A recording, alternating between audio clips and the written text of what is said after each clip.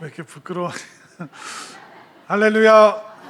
네, 오늘 5, 6년 전인데 어떻게 좀 단정하고 예쁜가요? 네, 이렇게 원피스를 어제 다 산 것 같아요. 그 몸빼보다 이쁜 원피스로 이렇게 하시고, 또 보니까 뒤에서 이렇게 앉아서 보니까 어제 급하게 염색하신 분이 있는 것 같아요. 머리도 되게 진하고, 앞에 사람 머리털 한번 만져보세요. 누가 염색했나? 하나님 앞에 단정한 마음으로 헌신을 다짐하는 우리 5, 6년 전대 큰 박수로 한번 격려하겠습니다. 집에서도 그렇게 생활하시죠? 몸빼 입고 안 그러고, 그렇게 청소도 하고 설거지도 하고. 너무 감사합니다.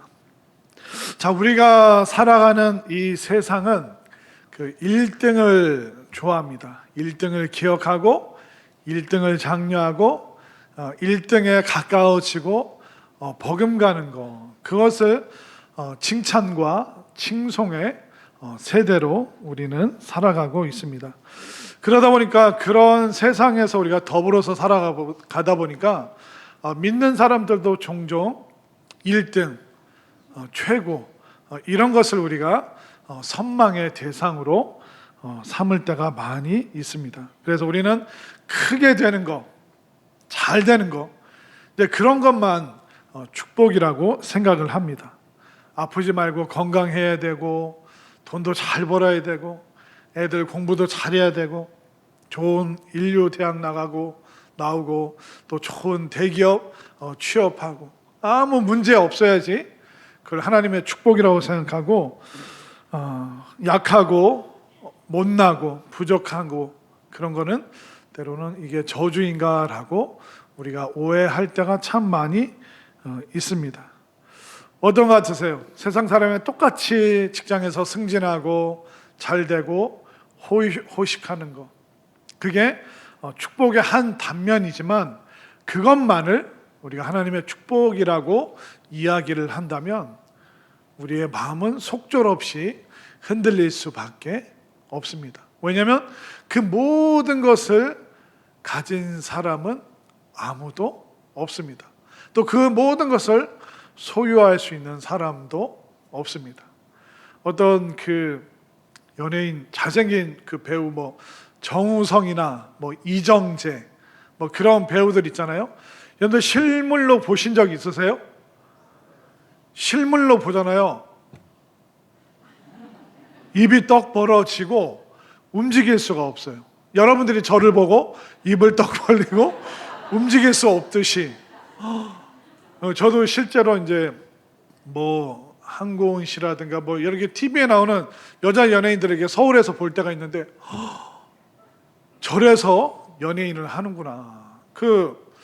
우리가 영화나 드라마, 영화로 보면 그렇게 잘 안 생긴 박중훈이라는 배우 있잖아요.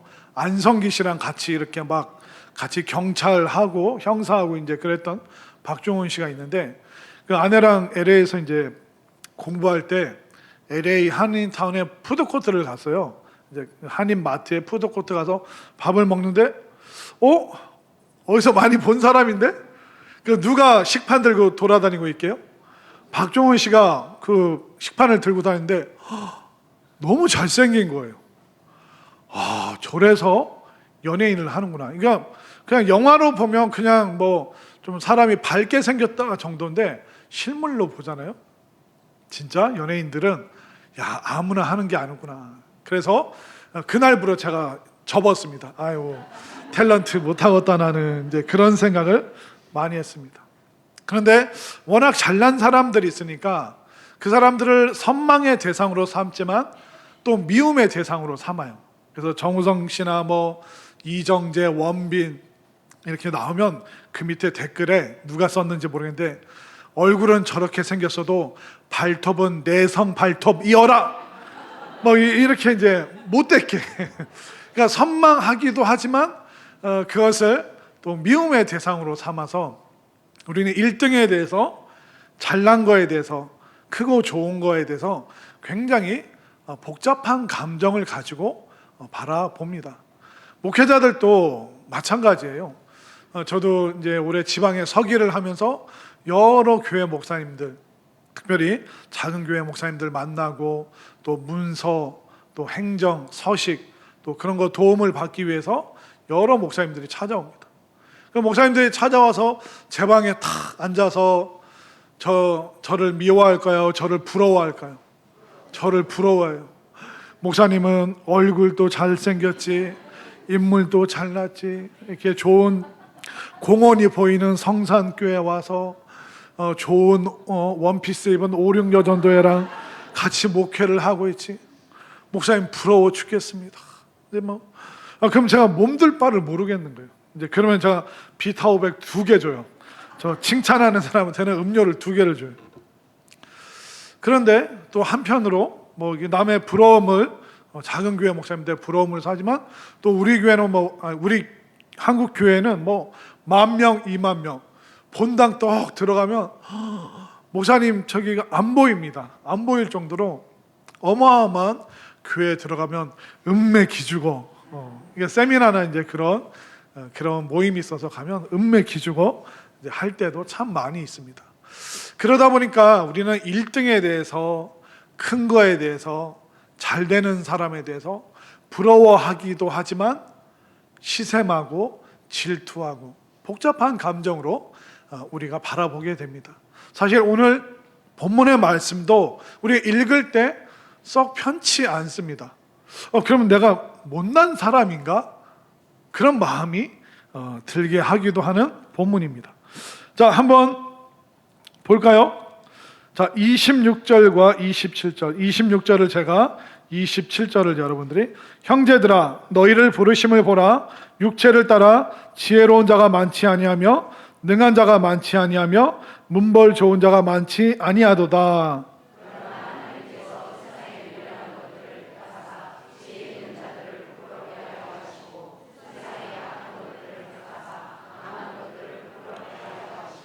자, 너희를 부르심을 보라. 우리가 부름 받았잖아요.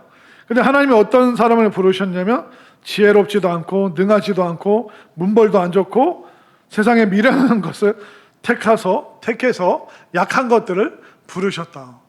그러면 이런 말씀 들으면 막 자존감이 확 떨어지는 거예요. 그럼 난 못나서 부르셨나? 나는 바보 같아서 부르셨나? 이런 본문을 읽을 때마다 우리가 굉장히 복잡한 감정을 지니게 됩니다. 그래서 어떤 분들은 아니야, 읽으면서 아니야, 나는 못나지 않았어. 나는 약하지 않아. 나는 문벌도 좋아. 이제 그런 생각을 우리가 갖게 됩니다.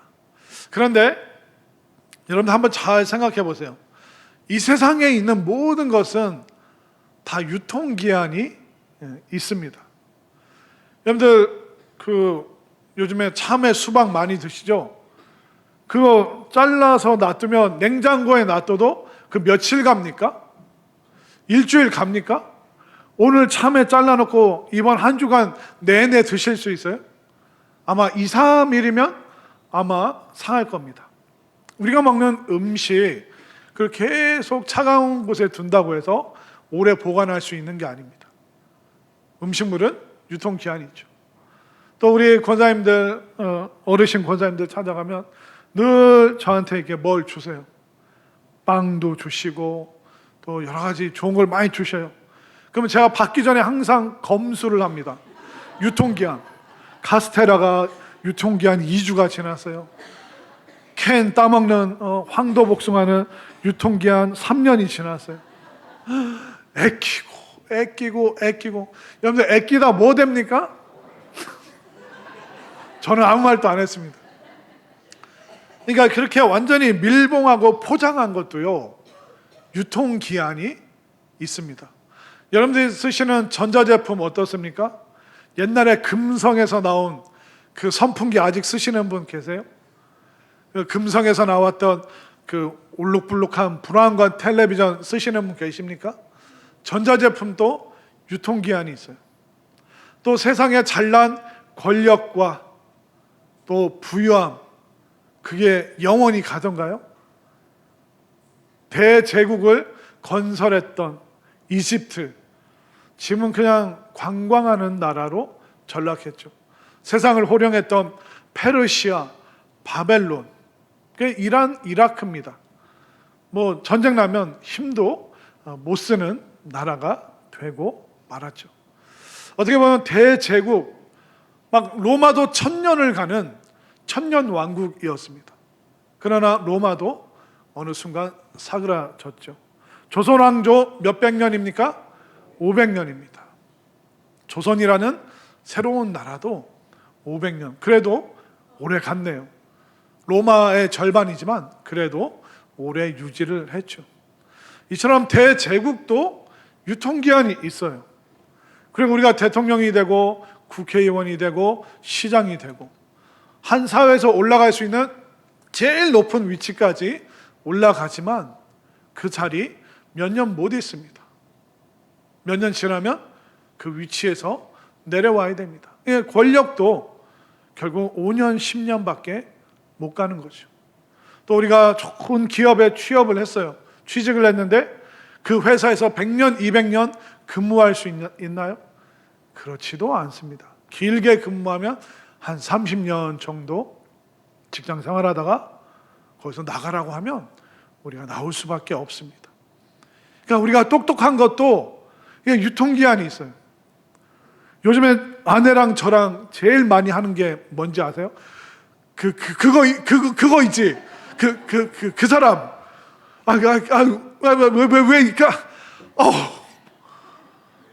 아침에 막 그거 가지고 막 둘이 막 옥신각신해요. 언제 생각나는지 아세요? 밤에 저녁에 생각나는. 그때 그분 이름이 그때서야 생각나는. 저도 한 총명 했습니다.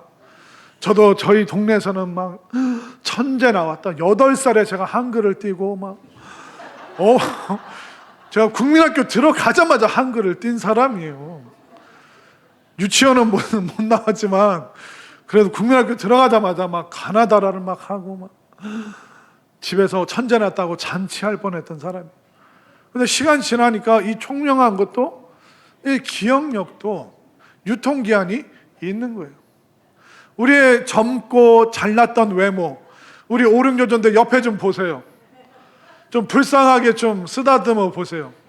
아니 우리가 젊을 때 만났을 때 어땠어요? 다 팽팽했잖아요. 지금 어때요? 팽팽해요? 주글주글해요? 억지로 오기 부리지 말고 솔직하게 괜히 자존심 세우지 말고. 우리가 미모도 건강도 다 유통기한이 있는 거예요. 우리의 육신도 오래 쓰면 8, 90년 쓰는 거죠. 근데 그것을 유통기한이 있는 것을 붙잡고 이것만 있으면 그게 너무나도 위험하고, 특별히 신앙생활하면서 내가 이것만 있으면 그게 너무나도 위험하기 때문에 우리가 조심해야 될 것을 말하는 것이지, 여러분들이 못났다, 잘나지 않은 사람들이다, 그 얘기를 하고 있는 것이 아닙니다. 세상이 선망하는 것이 무엇인가? 세상이 열광하는 것이 무엇인가? 오늘 26절에서 말하고 있죠. 자, 한번 보십시오. 26절. 형제들아 너희를 부르심을 보라. 육체를 따라 지혜로운 자가 많지 아니하며. 이 고린도 시절에는 그 헬라 철학을 지닌 철학자들이 많았습니다. 소크라테스 같은 그런 철학자들이 유명하고 인기가 많았습니다. 그런데 교회 안에는 그런 헬라 철학자들처럼 지혜가 풍부하지 않은 사람들도 많이 있다. 그러니까 헬라 철학은 어떻습니까? 이 철학도 유통기한이 있다는 것이죠. 그리고 능한 자가 많지 아니하며, 이 능한 자는 뭐냐면 정치적인 권력을 말하는 겁니다. 그래서 고린도 교회 안에는 권세 있는 정치인들도 많지 않다. 왜냐하면 정치인도 유통기한이 있다는 거예요. 그리고 26절 끝에 보면 문벌 좋은 자가 많지 아니하로다. 그러니까 왕족이나 명문 귀족, 상류층도 많지 않다. 왕의 자리도 명문 귀족의 자리도 그게 영원히 보장되지 않은 유통기한이 있다는 것이죠. 그런데 세상 사람들은 그 문벌, 권력, 또 똑똑한 거, 그것을 선망의 대상으로 여기고 또 그것을 갈망합니다. 그러나 성경은 오히려 그런 것을 추구하는 사람들을 하나님께서는 부끄럽게 만드신다라고 말하고 있죠. 자, 27절을 제가 28절을 여러분들이 읽겠습니다.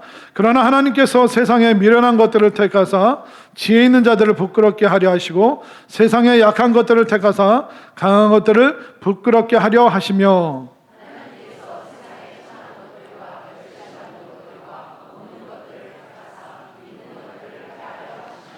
그 28절 끝에 있는 것들을 폐하려 하신다는 말은 뭐냐면 낮추신다, 무력하게 하신다.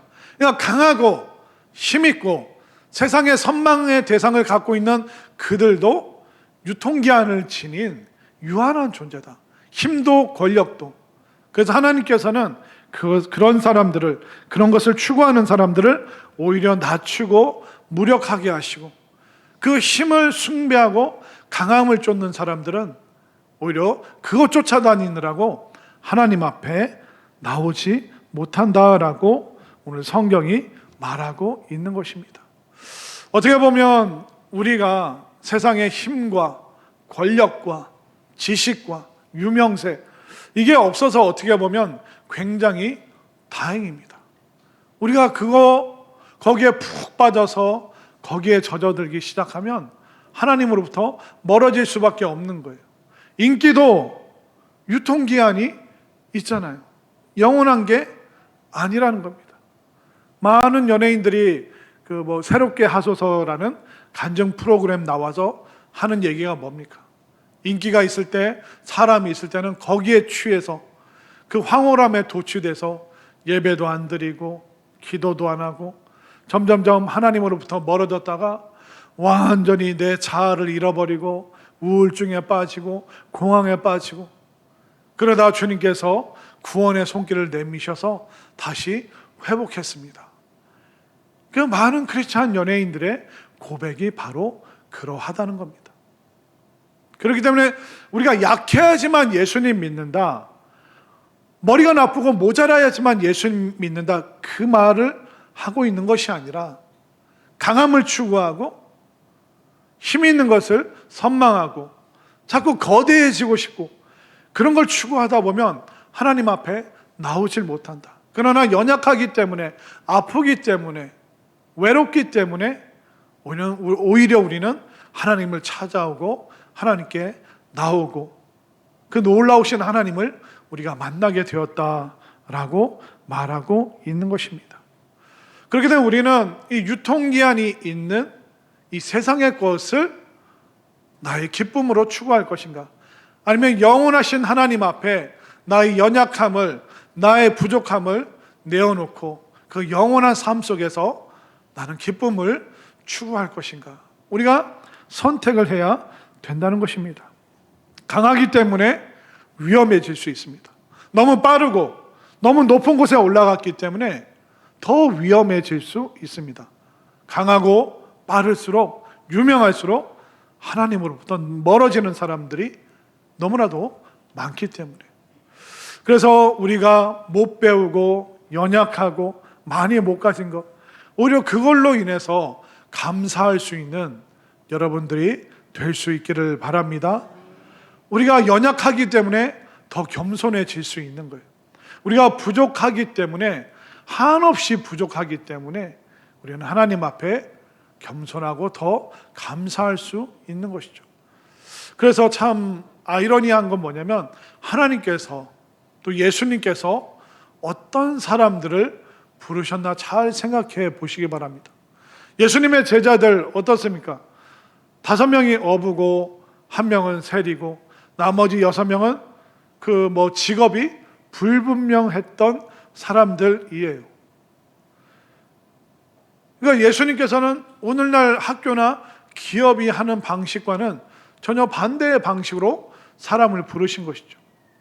만약 예수님께서 온 세계 복음화에 대한 계획이 있으시다면 머리 좋은 사람, 건강한 사람, 똑똑한 사람, 많은 것을 가진 사람, 유명한 사람, 그런 사람 불러서 제자로 삼아서 전도와 선교를 보내면 그 유명세 때문에, 그 부유함 때문에, 그 멋짐 때문에 사람들이 더 몰려들 거라고 우리는 생각하잖아요.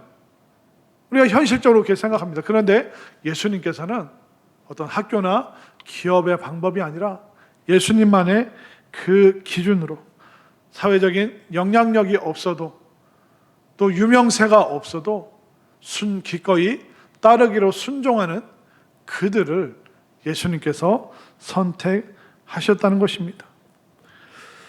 그 우리나라 개신교 초기 역사도 보면요, 구한 말에 기독교가 들어왔을 때 어떤 사람들이 교회를 다니고 예수님을 믿었냐면 농사 짓는 사람들, 마차 끄는 사람들, 그냥 집에서 그냥 평생 집안일 하고 논농사 짓고 밭에서 김 메고 그런 많이 못 배운 어머니들, 그런 사람들이 초기 기독교 역사 그 교회 구성원의 대부분을 차지했습니다. 그런데 일본은 어떠냐면 일본은 이 기독교가 상류층으로 들어갔습니다. 그러니까 선교 전략이 달랐어요. 그러니까 일본에 들어온 선교사들은 상류층부터 믿게 해서 점차 아래로 내려가게 하자. 그런데 조선에 들어온 선교사들은 그 신분 고하를 막론하고 누구든지 모든 사람을 대상으로 아픈 사람, 연약한 사람, 못 배운 사람 가리지 않고 모든 사람에게 전도하기로. 이게 선교의 정책이 전혀 달랐습니다. 근데 그렇게 못 배우고 연약했던 조선의 크리스찬들은 어떻게 됐습니까? 그들의 그 기도를 통하여 대한민국은 어마어마한 정말 인류 역사에서 찾아보기 힘든 부흥의 역사를 우리는 경험을 했죠. 그러나 상류층 안으로 들어간 그 기독교는 그 아래로 전파가 되질 않았습니다. 그래서 일본의 기독교는 지금도 여전히 그 약함을 벗어나지 못하고 있는 것이죠. 이처럼 하나님의 생각과 우리의 생각은 달라요. 만약 한국도 기독교가 상류층으로 들어갔다면 이마만큼 거대한 부흥과 또 변화의 역사를 우리는 경험하지 못했을 것입니다. 사람들은 여전히 크고 대단한 것을 흠모하죠. 그러나 하나님께는 그 대단하고 큰 위대한 것이 다 일시적인 거 그리고 유통기한이 있는 것입니다. 하나님께서는 일시적인 거 찾으시는 게 아니라 영원한 거 찾으시죠. 영원한 게 뭐예요? 바로 믿음이에요. 믿음. 영원한 게 뭘까요? 예배하고 기도하는 거. 기도가 하나님 앞에 상달된다고 하잖아요. 영원하신 하나님 앞에 도착한 그 기도는 영원히 남아 있는 것이죠. 그렇기 때문에 우리는 크고 거대하고 유명세가 있고 멋진 거, 그거 우리 흠모합니다. 그러나 하나님께서는 그 모든 것이 다 일시적이다. 나는 영원한 것을 찾고 있다. 영원한 순종을 했던 제자들, 믿음의 사람들, 영원한 하나님 나라 위해서 희생하고 헌신했던 그들의 영원한 믿음, 이걸 하나님께서 기뻐하시고 지금도 크고 위대하고 유명한 사람이 아니라 영원한 믿음으로 반응하고 믿음으로 순종하는 사람들을 지금도 찾고 계심을 분명히 믿으시기를 바랍니다. 우리 특별히 5.16여전도회가 그렇게 기꺼이 기쁨으로 하나님께 헌신하는 큰 믿음의 소유자들 될 수 있기를 바랍니다. 사람은 그럼에도 불구하고 여전히 교만하고 여전히 자신의 자아를 크게 생각할 때가 많이 있습니다. 사람은 그런 존재인 것 같아요. 별거 아닌 거 가지고 되게 교만해요. 제가 예전에 그 시골로 이제 전도 그 신학생 때 그 아파트 전도 팀이었습니다. 그래서 방학 때는 시골 교회 가서 이제 전도를 하는데 그 목사님이 이제 그 서울신대에서 이제 전도팀이 와서 이제 마을에 대해서 이제 소개를 해주시는 거예요. 그래서 언제 부임을 하셨고 어떤 사역을 중점으로 하고 있고, 이제 그런 얘기를 하시면서 이제 전도 얘기를 하셨는데, 그분이 이제 어떤 그 여자분 집에 가서 전도를 했대요. 아주머니, 예수님 믿고 구원받고 천국 가야죠. 이제 그렇게 얘기했더니 그 아주머니가, 내가 뭐하러 예수 믿냐고, 나는 기와집에 살고 논도 10마직이나 있는데 내가 뭐가 아쉽다고 내가 예수를 믿냐고. 그 목사님이 그러더라고요. 사람이 이런 존재라고. 시골에서 기와집 산다고, 논 몇 마직이 있다고, 나 세상 부러울 거 없고 나 예수 안 믿어도 충분히 지금 행복하게 살고 있다. 여러분들, 그 기와집이 영원합니까? 일시적입니까? 시간 지나면 기와집도 다 헐고 양옥집 올려야 돼요. 여러분들, 논, 밭, 그 몇 마디 갖고 있는 것, 그게 영원할까요? 우리가 갖고 있는 거 하루아침에 사라질 때가 얼마나 많이 있습니까? 근데 우리 인간이 그렇다는 거예요. 다른 누군가가 아니라 내가 그렇다는 거예요. 우리가 그렇다는 거예요. 별거 아닌 거 그거 가지고 막 자존심 세우고, 별거 아닌 거 갖고 있는 거 그거 대단한 거 아니고 일시적인데 그거 가지고 막 우쭐하고 어깨에 막 힘들어가 있고, 그게 우리 사람의 본성이라는 겁니다. 그러나 오륙여전자는 절대로 안 그럴 것 같아요. 논 몇 마지기 갖고 있어요. 그래도 늘 겸손한 줄 믿습니다. 예, 우리 겸손한 오륙여전대. 성경을 다시 한번 보실까요? 29절 말씀 보겠습니다. 29절 시작. 이는 아무 육체도 하나님 앞에서 자랑하지 못하게 하려 하심이라. 그 기와집이 뭐라고? 논 몇 마치가 그게 뭐라고? 그 하나님 앞에서는 그게 자랑할 게 못 되는 거예요. 하나님은 어떤 집에 사실까요? 하나님 나라는 얼마나 크고 위대할까요? 하나님은 논이 몇 마지기이실까요? 온 우주의 주인이 하나님이신데, 나 기와집 살고, 나 기와집 사니까 천국 필요 없다, 나 논 몇 마지기 있으니까 이 우주 필요 없다랑 똑같다는 거예요. 이게 인간이에요. 그러나 이 인간이 소유하고 있는, 이 육체로 표현되고 있는, 우리가 소유하고 있는 것은 하나님 보시기에 너무나도 미약하고 보이지도 않는, 영원하지도 않는 것이라는 것이죠. 그래서 우리가 어떻게 살아야 될까요? 30절을 제가 31절을 여러분들이, 너희는 하나님으로부터 나서 그리스도 예수 안에 있고 예수는 하나님으로부터 나와서 우리에게 지혜와 의로움과 거룩함과 구원함이 되셨으니.